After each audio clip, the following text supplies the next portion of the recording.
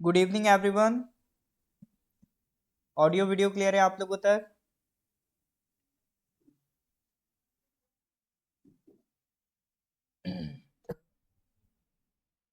Good evening everyone. हाँ जी, after a long time कैसे हैं आप लोग?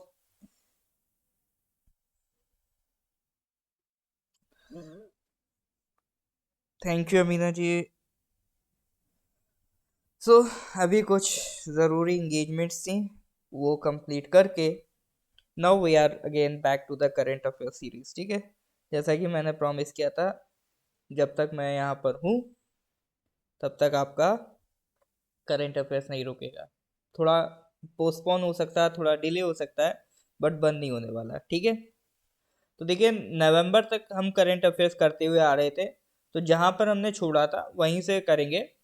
कुछ फास्ट फॉरवर्ड स्किप वगैरह नहीं करेंगे, है ना। अब रेगुलर करंट अफेयर्स की क्लास चलती रहेगी, तो आपका ये नवंबर जल्दी कंप्लीट करके, नवंबर थोड़ा ही बचा था, फिर दिसंबर जनवरी भी जल्दी से जल्दी निपटाया जाएगा। ठीक है, तो अब करंट अफेयर्स की क्लास थोड़ा सा स्पीड में चलेगी, है ना, क्योंकि हमें अभी काफ़ी महीने कवर अप करने हैं। आपका दिसंबर कवर करना है, जनवरी कवर करना है, तो ये थोड़ा सा स्पीड मेंटेन करके चलेंगे। ऐसा नहीं कि बिल्कुल उड़ाते हुए चलें, उतना ही आराम से आपको समझाते हुए चलेंगे, उतने ही पुरजोश होकर क्वेश्चंस कराएंगे जैसे पहले चलते थे। अभी स्टूडेंट्स हमारे साथ जुड़ते जा रहे हैं, कुछ आप में से नए स्टूडेंट्स भी होंगे। आप में से ऐसे कितने स्टूडेंट्स हैं जो पहली बार क्लास अटेंड कर रहे हैं, या जो ऑफलाइन में क्लास अटेंड कर रहे हैं? कुछ ऑफलाइन के भी हमारे नए स्टूडेंट्स हैं जो इसमें जुड़ते जा रहे हैं। अभी तक हालांकि जो मुझे नाम दिख रहे हैं सब अपने पुराने स्टूडेंट्स के दिख रहे हैं। कोई है ऐसा जो नया हो आप लोगों में? अपना परिचय दीजिए। तब तक जैसा हमारा पुराना रिवाज था, हम क्या करते हैं, पहले पुराने क्वेश्चंस जो हम कर चुके हैं उनको डिस्कस करते हैं। ठीक है, तो चलो एक दो क्वेश्चंस देख लेते हैं कुछ। ये वाला नहीं, ये बताओ। हाँ, ये क्वेश्चन क्या है? क्वेश्चन सर ये है, द पीएम गति शक्ति multi modal waterways summit 2022 will be held in which of the following cities? Will be held क्या, अब ये तो शायद अभी ऑर्गेनाइज हो गया है। अभी इसकी समिट होनी थी, पीएम गति शक्ति मल्टी मॉडल वाटरवेज की, तो ये कहाँ पर प्लान की गई है? वाराणसी, न्यू दिल्ली, अहमदाबाद या फिर हैदराबाद?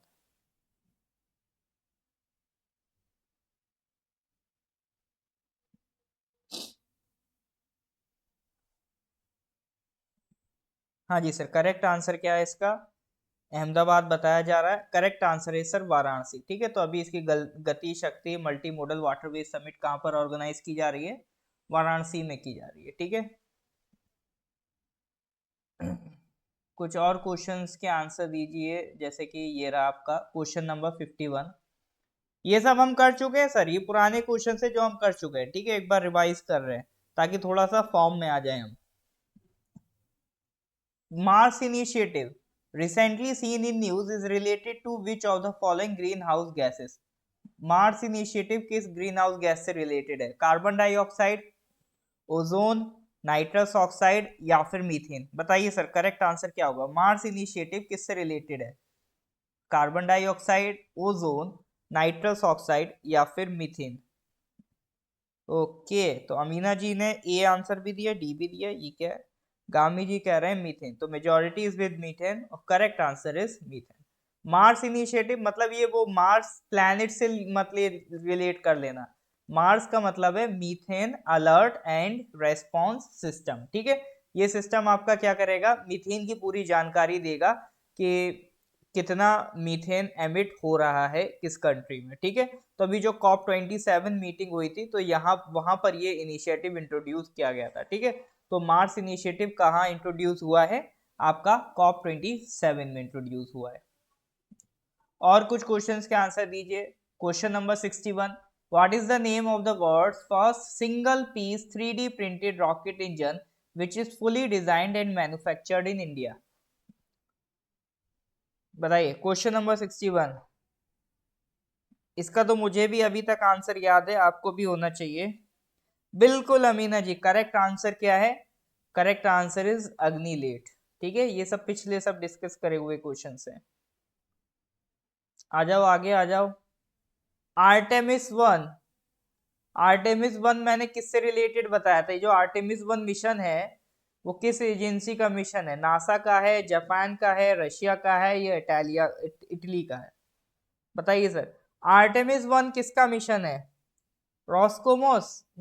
नहीं सर। आर्टेमिस 1 किसका मिशन है? नासा का मिशन है, ठीक है, नासा का मिशन है। क्वेश्चन नंबर 84 तक हमने डिस्कस कर लिया था।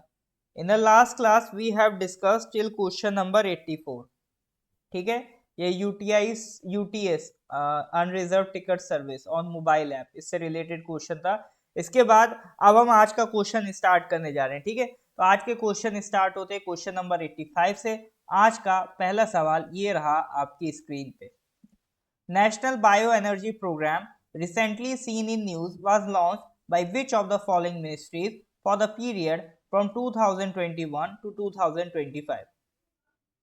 अभी एक नेशनल बायो एनर्जी प्रोग्राम को न्यूज में देखा गया था, तो वो किस मिनिस्ट्री का प्रोग्राम है? सिंपल सा सवाल है। बायो एनर्जी, बायो एनर्जी कौन सी मिनिस्ट्री देखता है? केमिकल मिनिस्ट्री, पेट्रोलियम, या न्यू एंड रिन्यूएबल एनर्जी, या फिर एनवायरमेंट मिनिस्ट्री? देखो आसान सवाल है, दो ऑप्शन तो बहुत इजीली एलिमिनेट कर सकते हो, ठीक है। बायो एनर्जी की बात हो रही है, ठीक है, तो बायो एनर्जी इन्वायरमेंट से भी रिलेटेड है और ये एक रिन्यूएबल एनर्जी है, ठीक है, न्यू और रिन्यूएबल एनर्जी है। तो या तो सी हो सकता है या डी हो सकता है, इतना हिंट मैंने आपको दे दिया।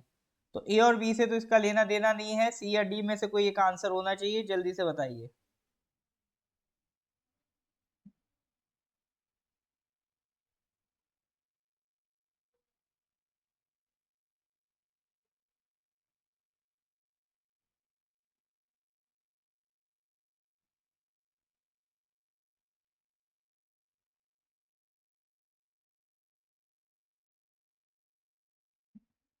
बताइए सर, सी आंसर? चलो जी, सी पे तुक्का लगाया, सही बैठ गया। थोड़ा थोड़ा सीख रहे हो आप लोग, बहुत अच्छी बात है। तो बायो एनर्जी किस मिनिस्ट्री के अंडर आता है? न्यू एंड रिन्यूएबल एनर्जी के अंडर आता है।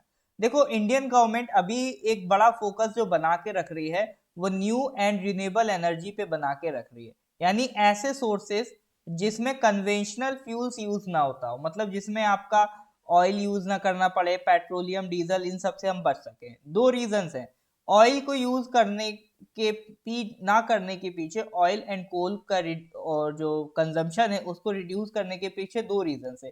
एक तो इन्वायरमेंट, कि इनके एमिशन से इन्वायरमेंट को नुकसान होता है। दूसरा है इंपोर्ट, कि अगर ऑयल आपको इंपोर्ट करना पड़े तो वो बहुत महंगा पड़ता है। वहीं अगर उसकी जगह बायो एनर्जी यूज करें तो बायो एनर्जी तो सर हम खुद जनरेट कर सकते हैं, हमारे पास ऐसे सिस्टम्स अवेलेबल हैं, ऐसी स्कीम्स अवेलेबल हैं कि हम बायो एनर्जी खुद से प्रोड्यूस कर सके। तो जब हम बायो एनर्जी खुद से प्रोड्यूस कर सकते हैं तो हमारा जो इंपोर्ट है, जो हमारी डिपेंडेंस है बाहर की कंट्रीज पे जो हमें ऑयल इंपोर्ट करती है, वो डिपेंडेंस क्या हो जाती है? कम हो जाती है, ठीक है। तो इसीलिए गवर्नमेंट आपका चलाती है नेशनल बायो एनर्जी प्रोग्राम। नवंबर में इसको नोटिफाई किया गया। इस प्रोग्राम के तहत क्या क्या चीजें आपकी आती हैं?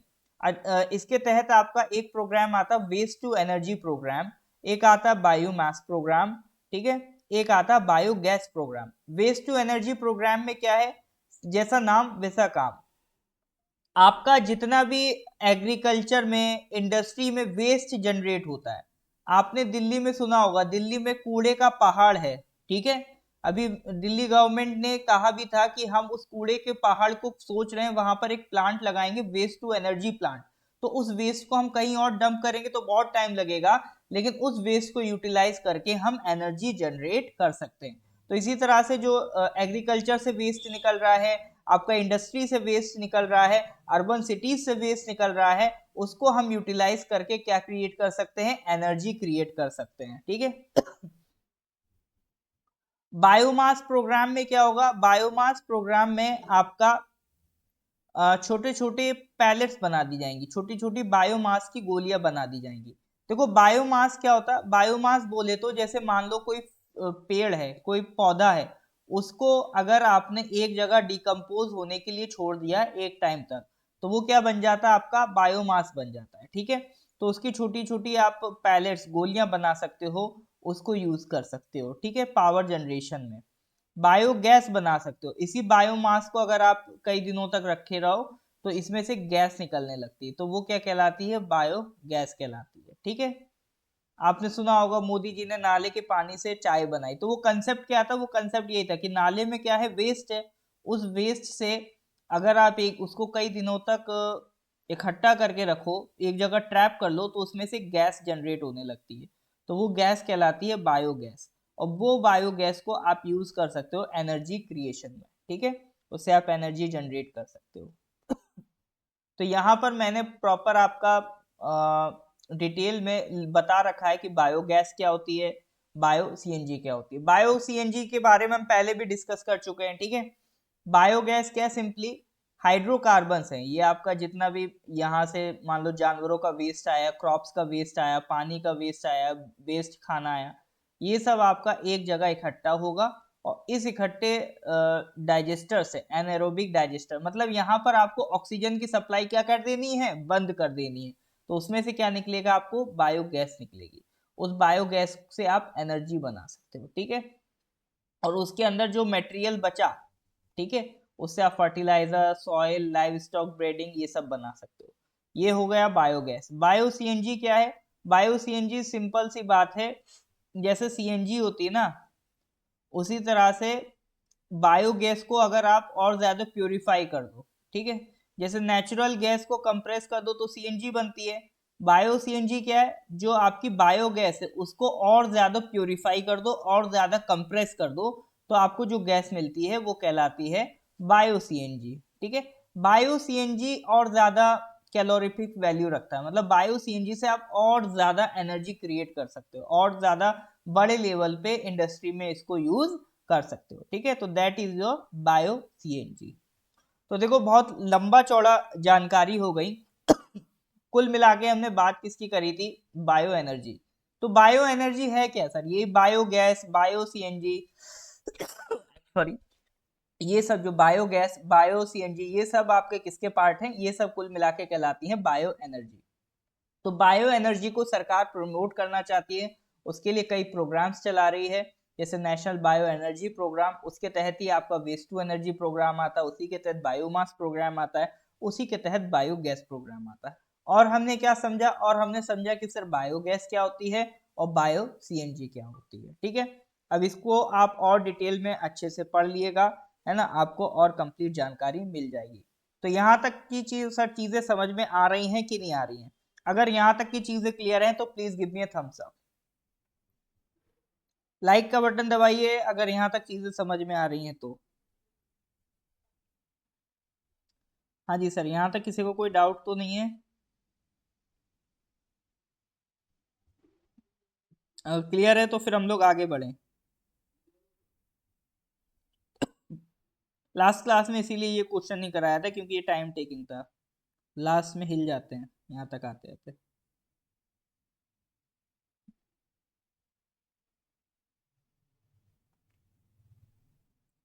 हाँ जी सर, क्लियर है ना?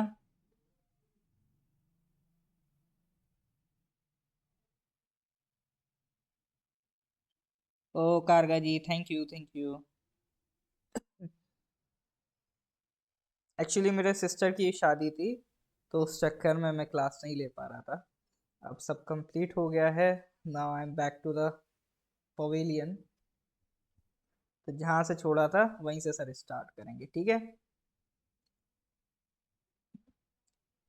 कल से एपीएसएसबी के लिए हम नया बैच स्टार्ट कर रहे हैं, उसमें मैं इकोनॉमी पढ़ाऊंगा, तो अगर कोई ज्वाइन करना चाहे तो वो कर सकता है। कैसे करना है, नंबर तो आपके पास है ही, 80, ये डिस्क्रिप्शन में नंबर मिल जाएगा आपको, ठीक है। अच्छा ताजुन जी, आप कारगा नाम से आए हैं? अच्छा हाँ, सरनेम है तो आपका ताजुन रिची, ओके। ये आप लोग नाम क्यों बदल लेते हैं? ठीक है सर, फिर आगे बढ़ते हैं। Question number 86. Recently, who amongst the following was awarded the Gandhi Mandela Award 2022? Gandhi Mandela award 2022 किसे मिला है? आप समझ सकते हो किस पर्पस के लिए दिया जाता होगा। गांधी और नेल्सन मंडेला दोनों को किस लिए जाना जाता है? पीस के लिए जाना जाता है, for creating peace, for promoting non violence. Non violence को प्रमोट करना, पीस को प्रमोट करने की जहां बात आती है वहां आपको गांधी और मंडेला का नाम जरूर सुनने को मिलेगा। तो एक अवार्ड क्रिएट किया गया है दोनों के नाम से, गांधी मंडेला अवार्ड। तो इस बार जो 2022 का अवार्ड था किसको मिला गया? अच्छा, कारगा सोसाइटी का नाम है, और ये जो अल्फाबेट सब, ओके ओके ओके ताजुन जी।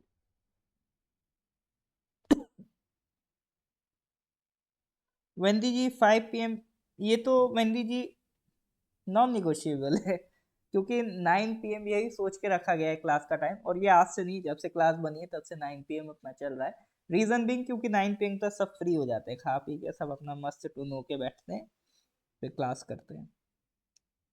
इसको थोड़ा मैंने बाकी रेगुलर क्लासेस से अलग रखा है इसको। ओके, दलाई लामा, बाकी लोग बताइए। C answer Dalai Lama, 14th Dalai Lama जो है आपके। हाँ जी, करेक्ट आंसर है, जो 14th दलाई लामा है आपके, उनको गांधी मंडेला अवार्ड दिया गया है। कहाँ पर दिया गया है? धर्मशाला में दिया गया है, जो जहाँ पर वो रहते हैं, हिमाचल प्रदेश में। किसने दिया है? हिमाचल प्रदेश के गवर्नर ने दिया। गांधी मंडेला अवार्ड किसने दिया है? गांधी मंडेला फाउंडेशन है, ठीक है, भारत सरकार की एक ट्रस्ट है, तो गांधी मंडेला फाउंडेशन उसने ये अवार्ड दिया है, ठीक है।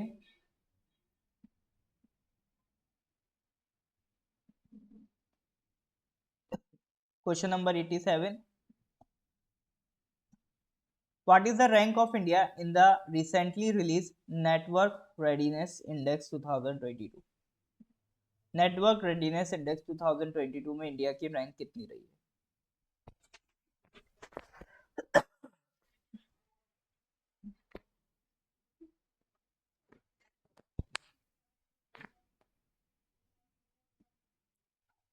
इको, वेंदी जी इको, अच्छा इकोनॉमिक्स की, ओके इकोनॉमिक्स के 5 PM, 5 PM, ठीक है मैं देखता हूँ, 5 PM होगा, मैं 5 PM पॉसिबल होगा, मैं करता हूँ, ठीक है। 5 के थोड़ा बात कर दूँ चल जाएगा, मतलब जैसे 5:30 PM करीब।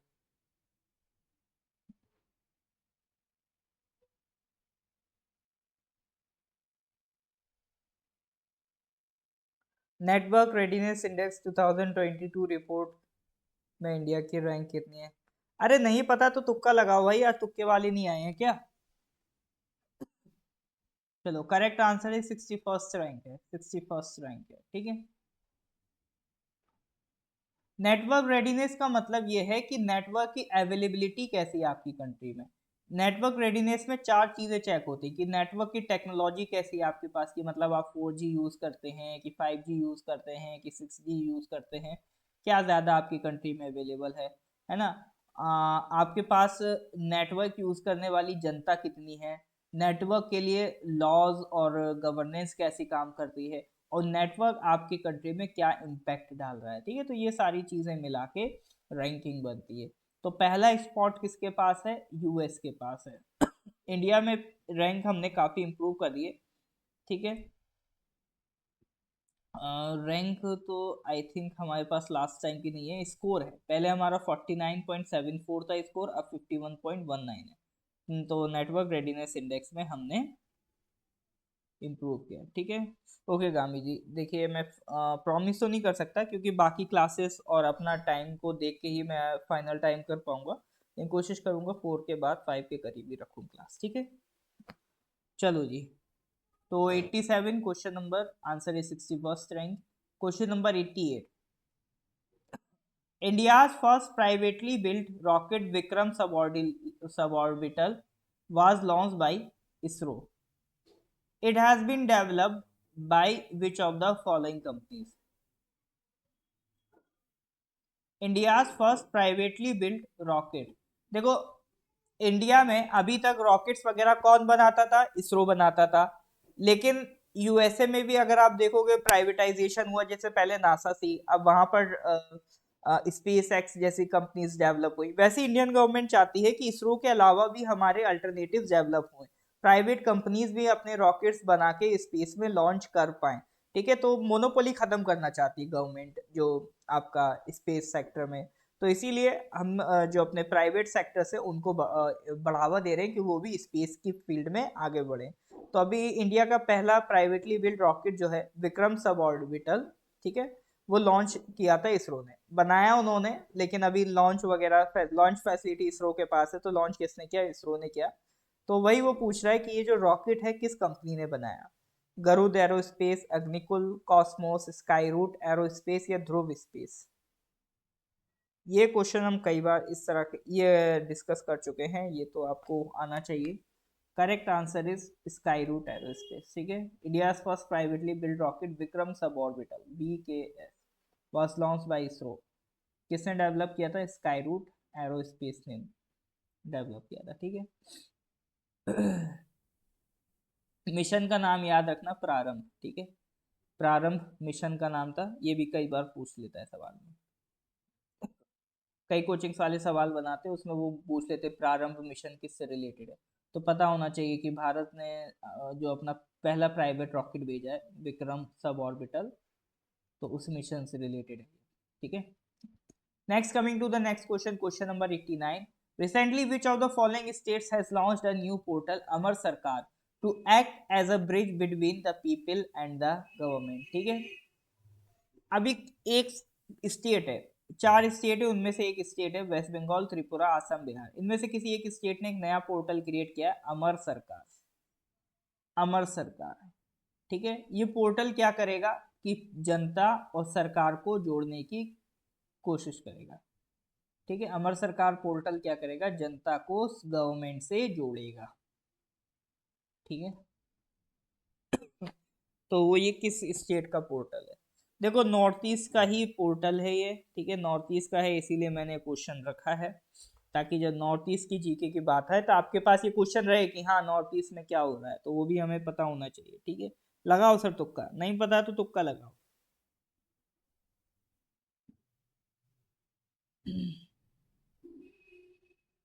लगाओ भैया तुक्का, नहीं पता तो तुक्का लगाएंगे sir. Correct answer is Tripura. Correct answer is Tripura. ठीक है, तो जो अमर सरकार पोर्टल है वो किसने लॉन्च किया है? त्रिपुरा ने लॉन्च किया है। ठीक है, मतलब कैसे कनेक्ट करेगा? कनेक्ट तो सिंपल, आप समझो कि आपकी कोई भी शिकायत है, कोई भी ग्रीवेंस है, कोई भी कंप्लेन है, वो डायरेक्ट इसमें रख सकते हो, और ऊपर की हायर अथॉरिटी उस कंप्लेंट्स को टैकल करेगी। ठीक है, question number 90। Recently, which of the following countries took over as a chair of Global Partnership on Artificial Intelligence? ठीक है, global partnership on artificial intelligence, इसकी चेयरमैनशिप किस कंट्री को मिली? Japan, France, USA, India? Global partnership on artificial intelligence, इसकी chairmanship किसे मिली? बताइए सर।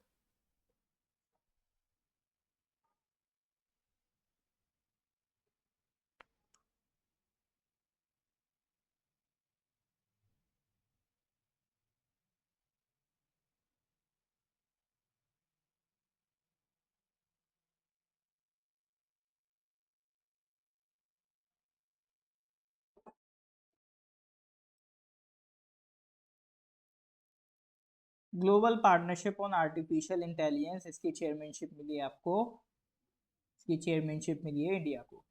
देखो, इसकी चेयरमैनशिप डिपेंड करती है G20 की प्रेसिडेंसी पे। जैसे जैसे G20 की चूंकि प्रेसिडेंसी हमारे पास आ गई है, तो उसी के साथ साथ जो global partnership on artificial intelligence है, उसकी प्रेसिडेंटशिप भी हमारे पास आ गई। ठीक है, 2020 में इसे लॉन्च किया गया था, 15 मेंबर्स थे उसके पास। ठीक है, फिर उसके बाद अगर हम बात करें मेंबर्स, तो अभी फिलहाल इसमें 25 मेंबर स्टेट है।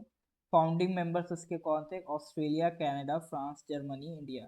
तो ये याद रखना, जो global partnership on artificial intelligence है, तो उसमें जो फाउंडिंग मेंबर्स है, 15 फाउंडिंग मेंबर्स थे, उसमें से एक मेंबर इंडिया भी था। ठीक है, ध्यान रखना उसमें एक मेंबर आपका इंडिया भी था, अभी भी है, और जब इसके फाउंडिंग मेंबर्स से, जब ये 2020 में बनी थी तब भी हम इसके फाउंडिंग मेंबर्स में से थे।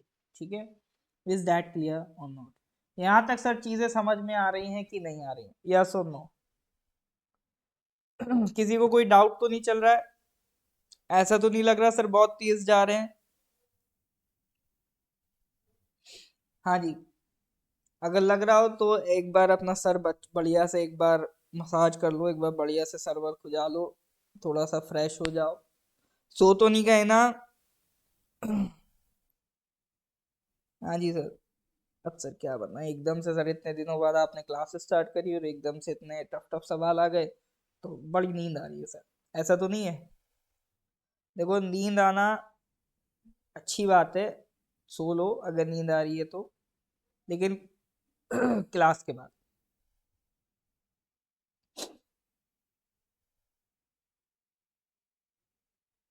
ठीक है,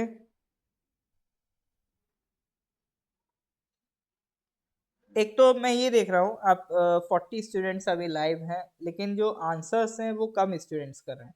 देखो इंटरेक्शन आपको रखना पड़ेगा, ठीक है, इंटरेक्शन आपको रखना पड़ेगा, अदरवाइज चीज़ें बिगड़ने लगती है ना, तो वो कुछ इसीलिए मैं कहता हूँ कुछ भी कमेंट करो, मतलब कुछ भी का मतलब ये नहीं कि कुछ भी लिख रहे हैं ना, पता चला कि वो कोई आलू का भाव भिंडी का भाव लिख रहा है, ये भी नहीं। कुछ भी कहने का मतलब है आपको क्वेश्चन की फॉर्म में करंट अफेयर्स मैं इसीलिए कराता हूँ ताकि आपको अगर लगता है कि बोर लगता है करंट अफेयर्स लोगों को, ताकि वो बोर ना लगे, आप आंसर करो, आप क्वेश्चन सुनो, कुछ भी रैंडम आंसर करो, तो उससे क्या आपका एक इंटरेक्शन डेवलप होता है, ठीक है, तो वो डेवलप करना वेरी इंपॉर्टेंट, बहुत ज़रूरी है। ठीक है, हाँ ताजुम जी, मैं कहीं नहीं गया था, मैं घर पे था, मेरी सिस्टर की शादी थी तो उसी में मैं बिजी था, ठीक है, मिस किया, इसके लिए बहुत शुक्रगुजार रहूंगा मैं आपका। ठीक है, अरे अब बिल्कुल बोरिंग नहीं होगा, तो मैं नहीं था तो अमरजीत सर तो थे आपके साथ, ठीक है, मतलब मैं बस थोड़ा सा साथ नहीं छोड़ा था, बस ये था कि बिजी ज़्यादा हो गया था अभी शादी के चक्कर में, क्लासेस लेना, फिर मैं अगर क्लास लेता भी तो कोशिश की थी बट वो जस्टिफाई नहीं हो पा रहा था, इसलिए फिर मैंने क्लासेस रोक दी थी। ठीक है, चलो जी आगे बढ़ते हैं अगले क्वेश्चन की तरफ। Question number 91, Tzield drug recently seen in news is related to which of the following diseases? अब इस तरह के सवाल इंपॉर्टेंट होते हैं, है ना, एक नया ड्रग आया मार्केट में, किससे रिलेटेड है, ये क्वेश्चन बहुत ही मतलब थ्रिलिंग लगता है, एग्जामिनर को पूछने में बहुत मजा आती है इस तरह के सवाल। तो टिजील्ड ड्रग, हो सकता है जील्ड पढ़ते हो, ठीक है, प्रोनाउंसिएशन आप देख लेना क्या पढ़ते हैं क्या नहीं पढ़ते हैं, उस पर मैं नहीं जा रहा हूँ क्योंकि उस पर कोई एक्स्ट्रा मार्क नहीं आपको मिलेंगे, टिजील्ड पढ़ लो, जील्ड पढ़ लो, जो पढ़ना है पढ़ लो। तो किससे रिलेटेड है? डेंगू से रिलेटेड है, मलेरिया से रिलेटेड है, टाइप 1 डायबिटीज से रिलेटेड है, या फिर ट्यूबरक्लोसिस से रिलेटेड है?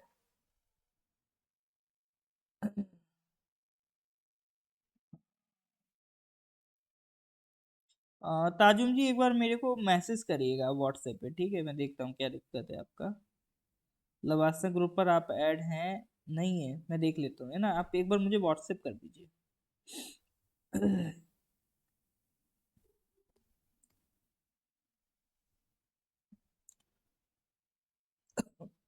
ओके, कुछ लोग कह रहे हैं डायबिटीज, कुछ कह रहे हैं ट्यूबरक्लोसिस।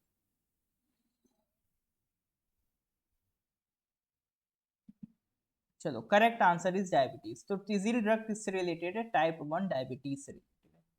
देखो डायबिटीज में होता क्या है, डायबिटीज में बेसिकली आपका एक लिक्विड है, इस जिसे कह लो इंसुलिन, उसका सिक्रीशन हो जाता है कम, ठीक है, इंसुलिन आपका हेल्प करता है खाना डाइजेस्ट करने में, लेकिन अगर आपकी जो पैनक्रियाज है, बॉडी का एक पार्ट है पैनक्रियाज पेट में, अगर वो पैनक्रियाज इंसुलिन बनाना कम कर दें तो बॉडी को किसकी प्रॉब्लम हो जाती है? तो उस बीमारी को हम क्या कहते हैं? डायबिटीज, ठीक है, तो डायबिटीज में आपका इंसुलिन का सिक्रीशन जो पैनक्रियाज सिक्रीट करती है इंसुलिन को, ये सिक्रीशन हो जाता है कम, ठीक है। किसी भी एज में हो जाता है ये आपका। तो इस टाइप 1 डायबिटीज को ट्रीट करने के लिए जो एक दवा क्रिएट की गई है वो है टिजील्ड। ठीक है, उसे क्या कहते हैं, टिजील्ड। टिजील्ड करेगी क्या, टिजील्ड एक एंटीबॉडी इंजेक्शन है। ठीक है, एंटीबॉडी इंजेक्शन है।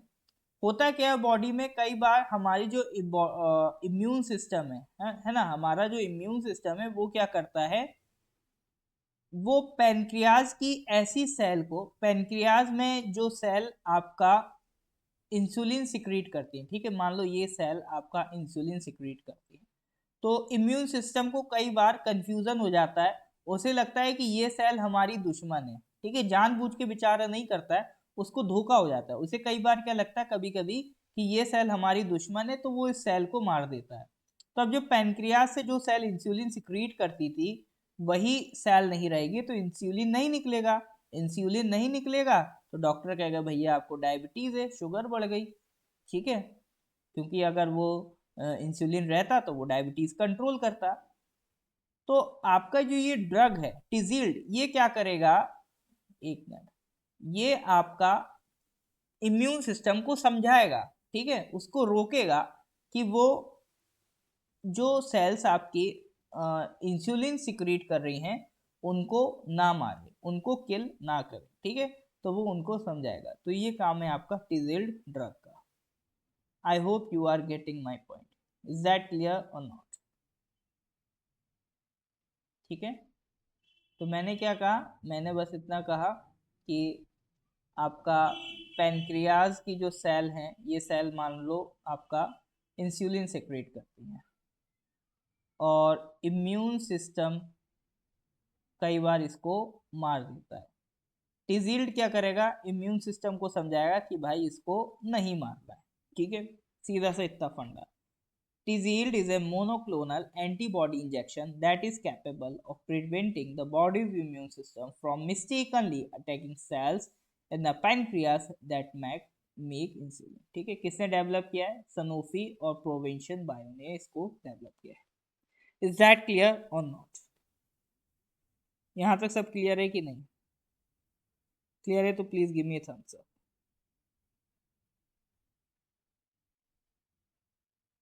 हाँ जी सर, यहाँ तक अगर चीज़ें क्लियर है तो give me a thumbs up. हाँ जी सर, समझ में आ रहा है कि नहीं आ रहा है? बताइए जनाब, कुछ तो बताइए।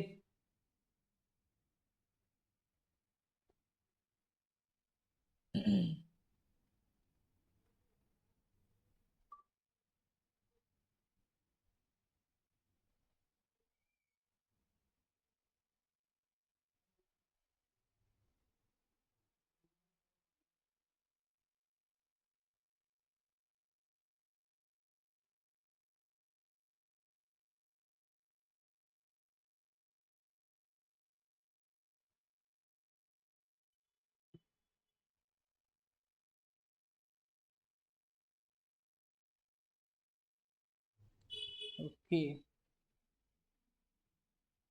हाँ या ना भैया, कुछ तो जवाब मिलेगा कि नहीं मिलेगा?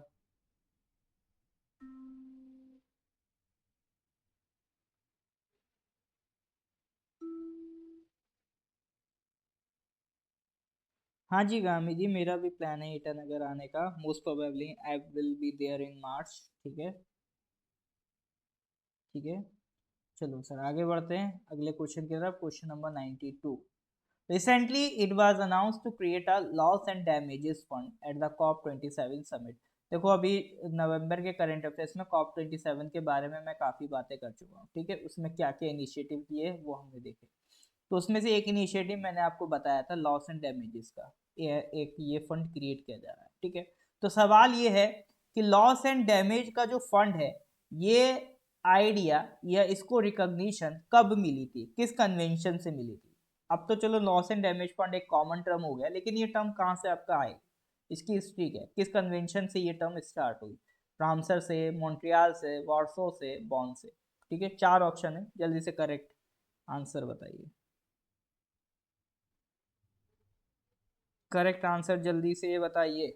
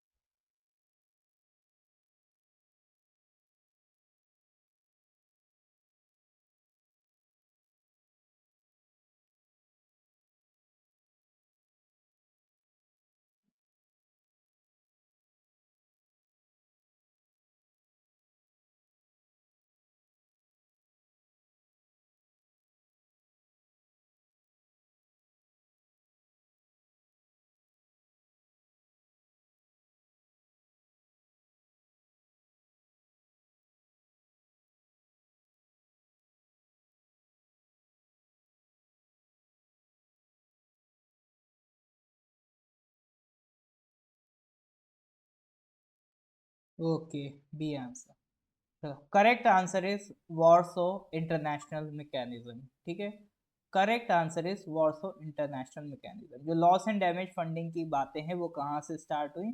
वो स्टार्ट हुई सर आपका वॉर्सो इंटरनेशनल मैकेनिज्म से।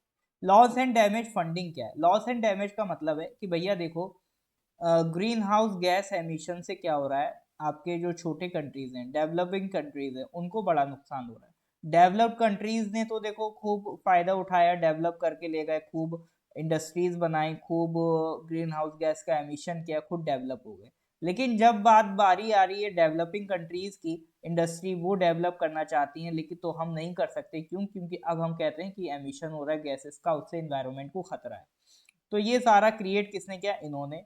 इसका लॉस किसको उठाना पड़ा? हमको उठाना पड़ा। प्लस आपने देखा होगा जैसे अभी साइक्लोन आते हैं, है ना, आपके फ्लड्स आती हैं, जैसे अभी पाकिस्तान में फ्लड्स आई थी, काफी हैवी फ्लड्स थी, है ना। तो ये सब किसकी वजह से? ये सब क्लाइमेट चेंज की वजह से। तो उससे कंट्रीज को लॉसेस हो रहे हैं। तो उन लॉसेस की भरपाई करने के लिए ये फंड क्रिएट किया गया, लॉस एंड डैमेज फंड। ठीक है, तो ये फंड की शुरुआत सबसे पहले आपका यूनाइटेड यूएनएफ ट्रिपल सी जो है, United nation framework convention on climate change, उसमें ये बात बोली गई थी कि हाँ ऐसा कोई फंड होना चाहिए। तो फाइनली जाके जो वार्सो international mechanism on loss and damages, ये क्रिएट किया गया था। ठीक है, 2013 में ये मैकेनिज्म क्रिएट किया गया था। ठीक है, फिर उसके बाद में अब आपका जाके कॉप 27 में आपको लॉस एंड डैमेजेस फंड देखने को मिलता है।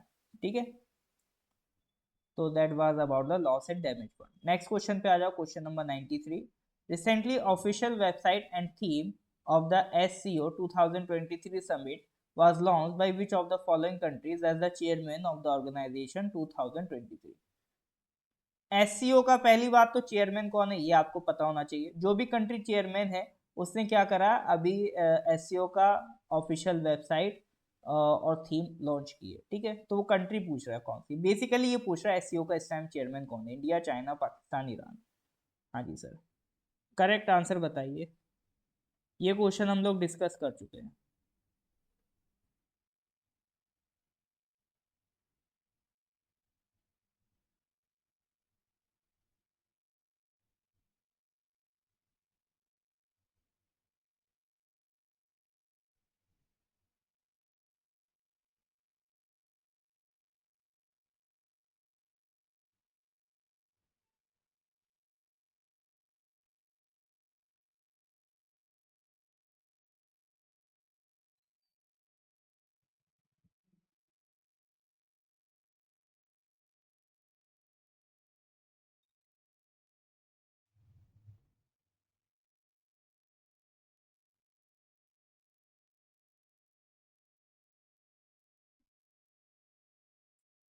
ओके, तो भैया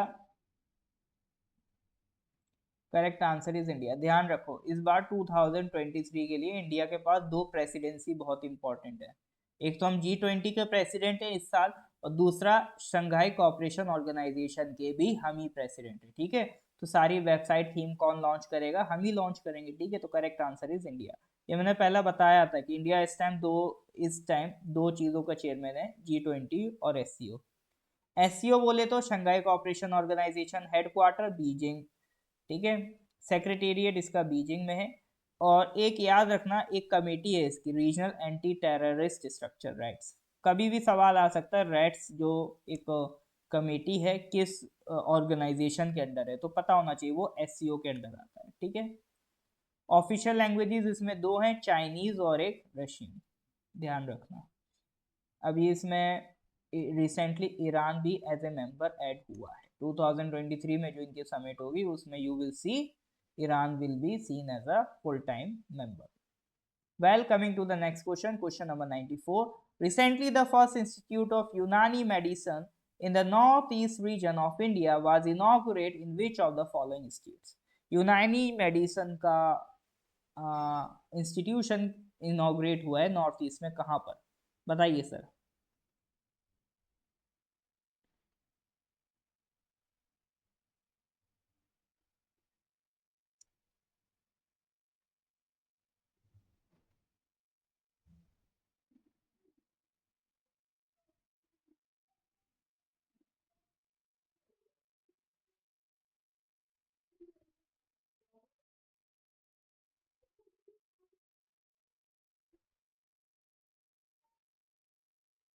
वर्ल्ड में कॉमन लैंग्वेज एक ही भाषा है जो सबको कनेक्ट करती है, मैथ्स। बाकी सबकी अपनी, कुछ कहेंगे सही सर, प्यार की भाषा सब में समान है ना। हाँ, तो यही सब बस कॉमन है, और तो सब अपनी अपनी अलग अलग लैंग्वेजेस हैं। आप ये बोल सकते हो मोस्ट स्पोकन लैंग्वेज कौन सी, तो मोस्ट स्पोकन में आपका एक तो स्पेनिश और इंग्लिश, ये लैंग्वेजेस है मोस्ट स्पोकन में।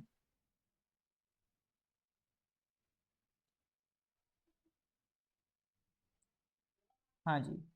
तो ये इंस्टीट्यूशन भैया अरुणाचल में नहीं, आसाम में ओपन हुआ है, ठीक है, सिलचर में। ठीक है, सिलचर तो आप लोग जानते होंगे। सिलचर में एक रीजनल रिसर्च इंस्टीट्यूट ऑफ यूनानी मेडिसिन क्रिएट किया गया है। यूनानी मेडिसिन का ओरिजिन कहाँ से? देखो, इनका ओरिजिन है यूनान से। यूनान पर्शियन वर्ड है, जो कहते थे पहले ग्रीस को।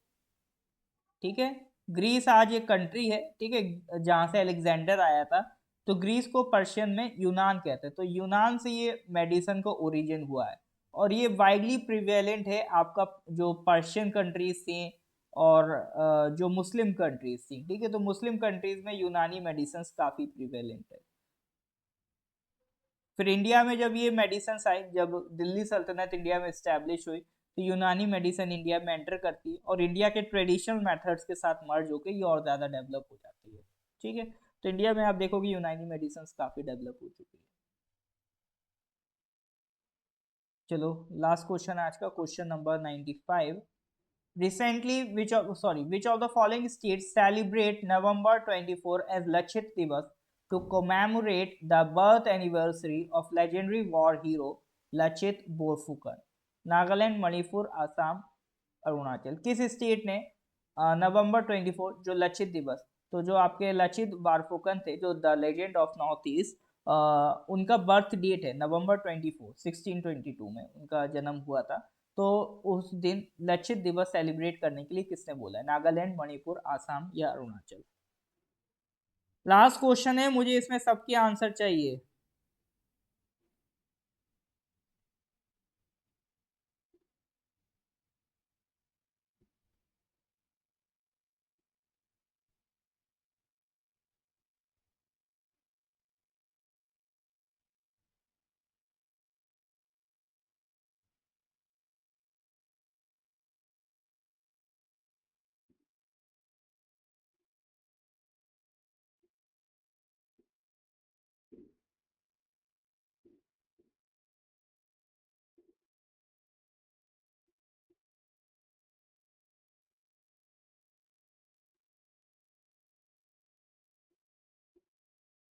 हाँ जी सर। लचित दिवस कौन सा स्टेट सेलिब्रेट कर रहा है? तो भैया इट इज असम। ठीक है, आसाम में आपको पता है अहोम किंगडम था, तो उसमें थे अपने Lachit Borphukan, the great warrior of that time. तो एक बैटल ऑफ सराय घाट हुआ था 1671 में। ये भी नॉर्थ ईस्ट के करंट अफेयर्स जीके में का बहुत फेमस सवाल है। बैटल ऑफ सराय घाट किस ईयर में हुआ? तो ये हुआ था आपका 1671 में, बैटल ऑफ सराय घाट। तो एक साइड तो आपकी मुगल की फोर्स थी, ठीक है, मुगल की फोर्स थी, दूसरी साइड आपके अहोम किंगडम से थे लचित बोरफुकन साहब। ठीक है, तो इनके बीच वॉर हुआ था, इस वॉर को हम कहते हैं बैटल ऑफ सराय घाट। तो इसमें लचित बोरफुकन साहब की जीत हुई थी, है ना, मुगल एम्पायर की हार हुई थी। तो उसी के बाद फिर वो आगे नहीं बढ़े, नॉर्थ ईस्ट में आगे कंटिन्यू नहीं करा। ठीक है, तो यहाँ पर इनका इन्विजन रुक जाता है। तो लचित बोरफुकन के नाम पे हम एक गोल्ड मेडल भी अवार्ड करते हैं। एनडीए जो नेशनल डिफेंस एकेडमी है, उसमें बेस्ट कैडेट को लचित बोरफुकन अवार्ड दिया जाता है। ठीक है, 1999 से ये अवार्ड स्टार्ट हुआ था। उनका जन्म हुआ था 24 नवंबर 1622 में, और उनकी डेथ हुई थी 25 अप्रैल 1672 में। ठीक है, तो death was about Lachit Borphukan ji. चलिए सर, तो यहाँ तक आज हमने क्वेश्चंस करे, क्वेश्चन नंबर 895 तक हम खींच लाए हैं। ठीक है, बाकी जो बच्चे कुछ होंगे आई विल सी, उसको हम लोग नेक्स्ट क्लास में कवर अप कर लेंगे। तो यहाँ तक किसी को कोई डाउट है, क्लियर है, तो please give me a thumbs up. अगर लेक्चर अच्छा लगा तो please to like and share as much as possible with your colleagues. और उसके साथ साथ मैं फिर से बता दूं, कल एपीएसएसबी का हम नया बैच स्टार्ट कर रहे हैं जीके के लिए। तो जो लोग इंटरेस्टेड हैं ज्वाइन करने के लिए, वो डिस्क्रिप्शन में आप देखोगे वैसे नंबर दिया है, अदरवाइज मैं यहाँ पर भी नंबर लिख देता हूँ। ठीक है, ये आपको नंबर दिख रहा होगा, 807653 5685, ठीक है। बाकी करंट अफेयर्स की पीडीएफ आपको इसी डिस्क्रिप्शन में लिंक मिलेगा, वहां पर मिल जाएगी। या फिर आप मेरा नंबर भी ले सकते हो, 9990784642। कोई भी डाउट है, क्वेरी है, आप इस नंबर पर व्हाट्सएप कर सकते हो। ये मेरा नंबर है 9990784642, ठीक है सर। चलिए फिर मिलते हैं नेक्स्ट क्लास में। Till then goodbye, have a nice day.